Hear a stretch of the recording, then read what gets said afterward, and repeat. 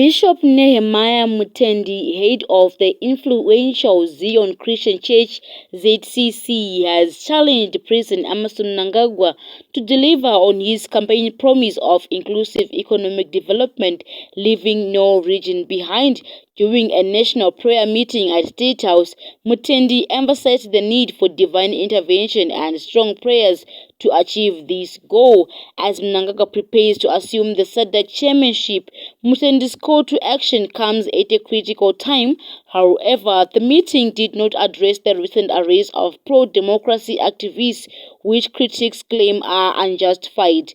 In contrast, the Zimbabwe Catholic Bishops' Conference (ZCBC) has spoken out against these arrests and the resurgence of human rights abuses ahead of the SADC summit. Notably, Bishop Mutendi's church received a $1 million donation from ZANU-PF benefactor Wicknell Chivayo in April, with President Mnangagwa in attendance.